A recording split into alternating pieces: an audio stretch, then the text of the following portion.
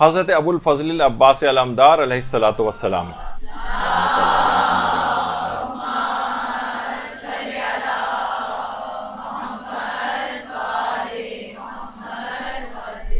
حضرت عباس علمدار جن کی تعریف کے لیے کسی نے جملہ صحیح کہا ہے کہ عباس کی تعریف یہ ہے کہ وہ شخص جس کی تلوار میان میں ہو اور دشمنوں کی نیندیں حرام ہو اسے عباس کہتے ہیں. تلوار نکلی ہوئی نہ ہو، تلوار میان میں ہو اور دشمنوں کی نیندیں حرام ہو. تو ہمارے علماء میں آیت اللہ علی آقا قاضی جن کا بار بار اکثر تذکرہ آتا ہے، اور ظاہر اخلاق کی گفتگو ہو رہی ہے تو علماء اخلاق کا تذکرہ کیوں نہیں آئے گا. وہ یہ فرماتے ہیں کہ جس زمانے میں ان کے جوانی کا دور تھا، یہ آیت اللہ علی آقا قاضی کی جوانی کی تصویر، فرماتے ہیں کہ میں اس وقت حرم حضرت ابو الفضل العباس میں نماز کے لیے تیاری کر رہا تھا، اور نماز میں نیت باندھنے ہی والا تھا کہ ایک دیوانہ سا شخص میرے پاس آیا اور اچانک سے آ کر ہنس کے مجھ سے کہنے لگا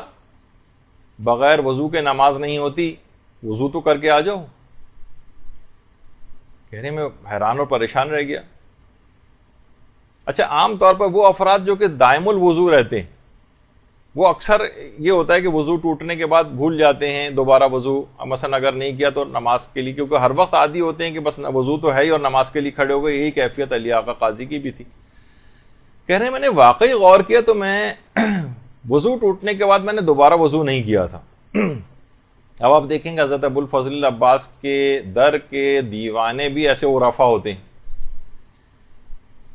تو کہنے میں نے وضو کر کے آیا اور نماز ادا کرنے لگا. نماز کو جب میں نے ختم کیا تو وہ دیوانہ پھر آیا میرے پاس اور آ کر کہنے لگا میرے کان میں کہ ابو الفضل العباس تمام اولیاء خدا کی پناہ گاہ ہیں، جو مشکل حل کروانا ہو حضرت ابو الفضل کے پاس جا کر ان سے حال دل کہو، تمہاری مشکل حل ہو جائے گی. علی آقا قاضی فرماتے ہیں کہ میں نے 18 سال تک ریاضتیں کی تھی، 18 سال، مگر مجھے لگ رہا تھا کہ میں جیسے روحانیت کے خاص مقام پر آ کر رک گیا ہوں، آگے نہیں بڑھ رہا ہوں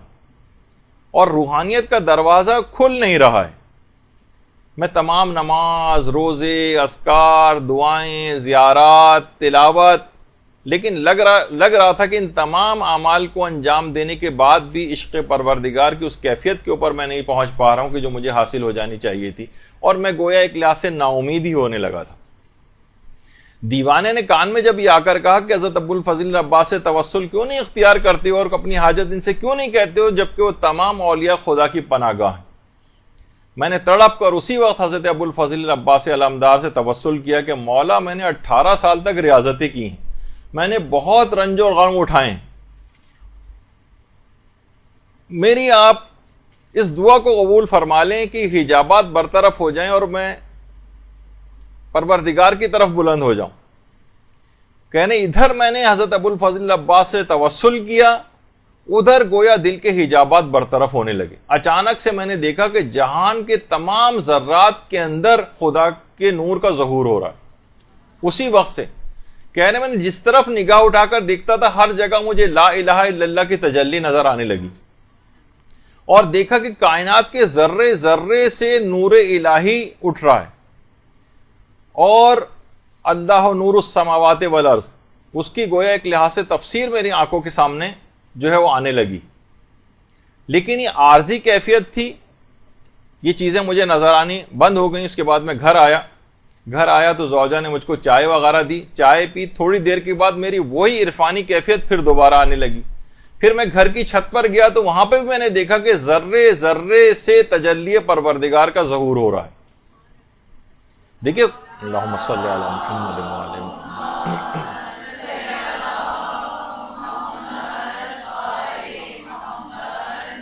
دیکھیے خدا ہر قسم کی جسمانیت سے منزہ اور مبرہ، لیکن دل کی آنکھوں سے اس کو دیکھا جا سکتا ہے.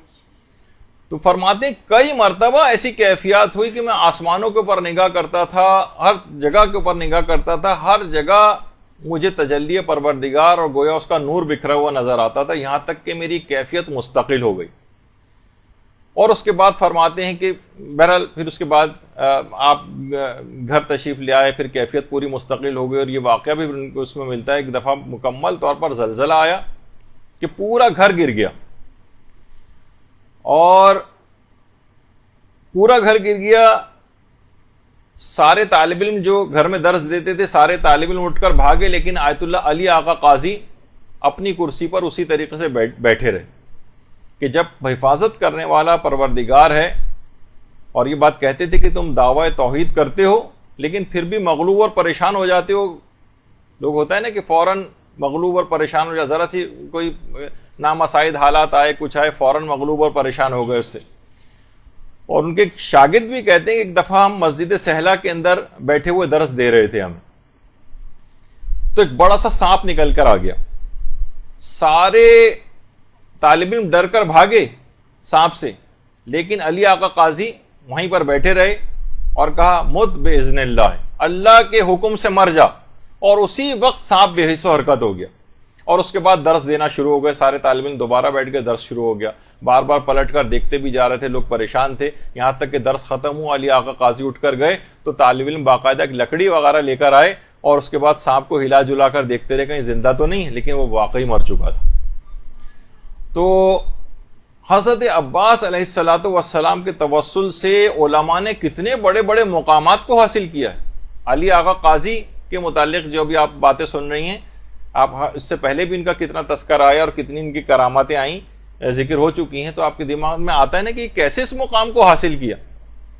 تو دیکھیے آپ نے کہ حضرت عباس کے توسل سے اگر کوئی بھی دعا مانگی جائے تو اس کی کتنی اثر پذیری, بس تڑپ کے مانگی جائے, پورے اعتقاد کے ساتھ مانگی جائے, تاکہ عدم قبولیت کا کوئی امکان ہی باقی نہ رہے. اور یہی وجہ ہے کہ آپ کے انتقال کے بعد, آیت اللہ علی آقا قاضی کے انتقال کے بعد, جو بڑے بڑے علماء اور عرفا تھے, ان میں سے یعنی بات مشہور ہے کہ انہوں نے عالم خواب میں یا عالم مکاشفہ میں برزخی زندگی میں یہ بات چیز دیکھی کہ برزخی زندگی میں آیت اللہ علی آقا قاضی کو انسان کامل کا درجہ دیا گیا ہے. دیکھیے پیغمبر اسلام اور اہل بیت تو کامل ترین مصداق ہیں اس جملے کا, اس لفظ کا, انسان کامل. لیکن غیر معصوموں میں اور علماء کے اندر یہ بہت بڑا مقام ہے جو برزخی زندگی میں انسان کامل کا آیت اللہ علی آقا قاضی کو حاصل. دیکھیے علی آقا قاضی نجف اشرف میں وادی السلام میں مدفون ہے. دیکھیے جو نجف کی سرزمین ہے اس کے متعلق علماء یہ بات کہتے ہیں کہ یہاں پر 360 انبیاء کی قبریں ہیں نجف میں, 360, اور کربلا میں 260 انبیاء کی قبریں, اور حضرت آدم حضرت نوح کی قبر تو ذریعہ امیر المومنین کے اندر ہی. ایک عالم مرحوم آقا سید ہاشم رضوی ہندی انڈیا کے عالم دین تھے, خود علی آقا قاضی کی خدمت میں بہت عرصے تک فیض اٹھایا اور 94 برس کی عمر میں انتقال کیا قوم میں. وہ فرماتے تھے کہ اہل عراق کی جتنی مشکلات ہیں, میں نے اندازہ یہ کیا ہے کہ ان کی مشکلات کی جو ایک بڑی وجہ ہے وہ وہاں کے اکثر لوگوں کی حضرت امیر المومنین علیہ الصلوۃ والسلام کی عدم معرفت ہے, یعنی اتنی معرفت نہیں ہے جس اعتبار سے ان کی ہونی چاہیے. اور دوسری فرماتے تھے کہ اولیاء خدا میں سے حضرت آیت اللہ علی آقا قاضی, ان کے متعلق اہل عراق کی جو کم علمی ہے یا بے بصیرتی ہے یا یہ کہا جائے کہ کم معرفت ہے, یہ بھی اہل عراق کی مشکلات کا ایک بڑا سبب ہے. یعنی آغا ہندی یہ جملے فرماتے تھے کہ امیر المومنین کا بھی جو مقام اور مرتبہ ہے اس کے مطابق ان لوگوں کے اندر وہ معرفت نہیں پائی جاتی ہے, اور اسی طریقے سے آیت اللہ علی آقا قاضی دیکھیں اتنا بڑا شخصیت کیا ہے, لیکن آپ دیکھیں کہ بہرحال ان کا مقبرہ قبر وغیرہ لگتا ہے کہ جیسے ان کو کوئی خاطر خواہ, بلکہ کتنے لوگ افراد یہاں سے قافلوں کے قافلے جاتے ہیں اور وادی السلام کے اندر بھی جاتے ہیں, لیکن کبھی کوئی آیت اللہ علی آقا قاضی کی شیعہ کاروانوں میں سے بھی شاید ہی کبھی کوئی گیا ہو. میں نے تو آج تک کسی کو بھی نہیں دیکھا کہ کوئی علی آقا قاضی کی قبر پہ گیا بھی ہو یا ان کا نام بھی کبھی کسی نے سنا ہو, جس کو عالم برزخ میں معصومین سے ہٹ کر انسان کامل کا درجہ دیا گیا ہو. اس میں قوم کی بے حسی کا یہ عالم ہے. یہی وجہ ہے کہ جو بار بار ہم علماء کا تذکرہ اس میں جو ہے کرتے ہیں, لوگ یہی کرتے ہیں نا کہ معصومین کا تذکرہ اس لحاظ سے ان کی سیرت, تو کہتے ہیں بھائی ہم کہاں ان کی پیروی کر سکتے ہیں, لیکن یہ علماء ان کی تو پیروی کی جا سکتی ہے, یہ تو غیر معصوم ہے, یہ تو ہمارے ہی طرح کے افراد تھے, تو اس وجہ سے ان کا تذکرہ زیادہ آتا ہے تاکہ ہمارے سامنے ایک مشعل راہ رہے کہ ہم بھی کچھ محنت کر کے کسی مقام کو حاصل کر سکتے ہیں. تو علی آقا قاضی, تو بہرحال آپ نے دیکھا کہ توسل حضرت عباس علمدار یہ اتنا مقام, اللہم صلی علی محمد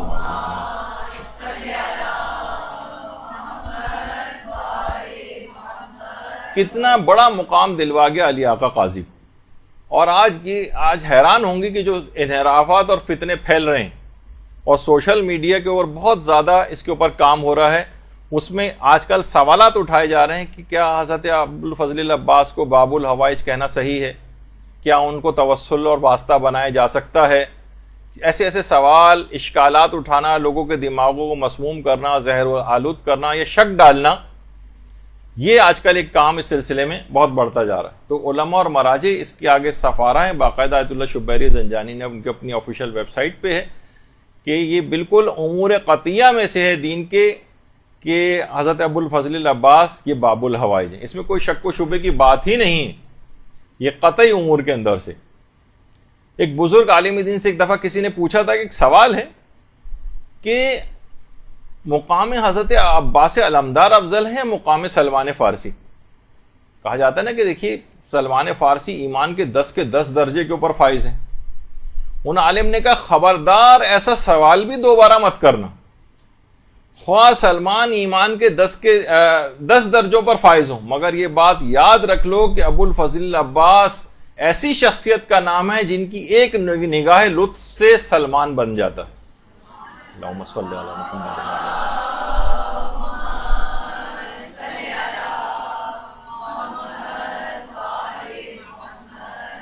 یاد رکھ لو اہل بیت رسول پر کسی کو کبھی قیاس مت کرنا. اور اس وقت حضرت عباس تمام اولیاء خدا کی پناہ گاہ ہیں. تو بہرحال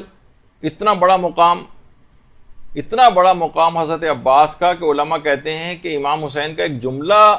ان کے اس مقام کو بیان کرنے کے لیے کافی ہے کہ امام فرماتے تھے حضرت عباس کے لیے, امام حسین جو جملہ ارشاد فرما رہے ہیں کہ میرے ماں باپ آپ پر قربان ہوں.